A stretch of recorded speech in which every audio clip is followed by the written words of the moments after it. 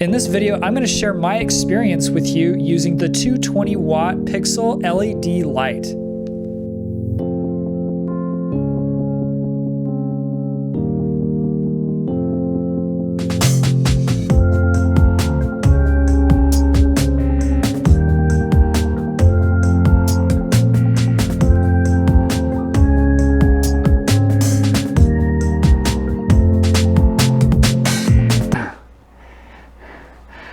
Hello guys, you get to see my studio. So yes, you've decided, you know what, my tiny little LEDs, these things just aren't working out for me.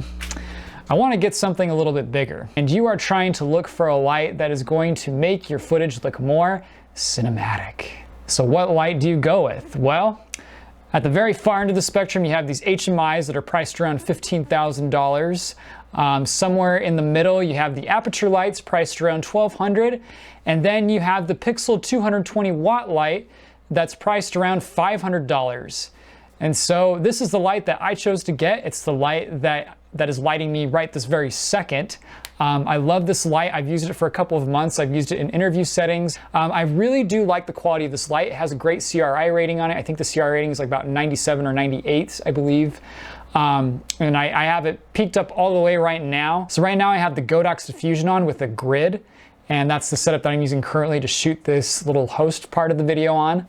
And what I'm gonna do now is I'm gonna show you guys some different scenarios where I actually use the lights, and you'll get to see how they worked out. Okay, so in this first example, we have the Pixel light in the studio, and the light is placed slightly above her to give her more of a butterfly lighting look.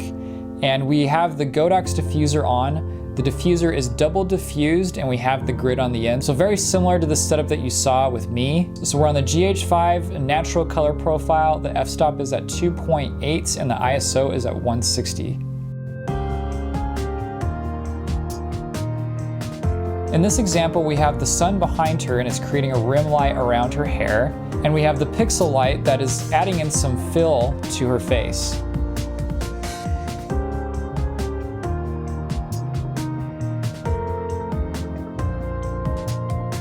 Now we're vice versa.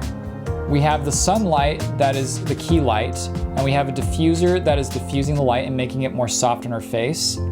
And then as the rim light, we are using the Pixel light. And so you can see, if we zoom in here, you can see a close glow halo around the top of her head here.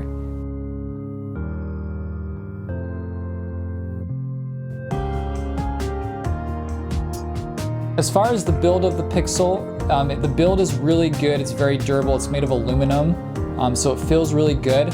And the Pixel light also has a standard Bowens mount, which is how it's able to mount on the Godox diffuser. The fan does come on when it overheats, but the fan is quiet and it does not interfere with the sound. So yeah, this light runs for only about $500. If you want to get the Godox diffusion, it's like another $100, and then get a good robust stand that will handle the diffusion and the light, cost about another 60 bucks or so.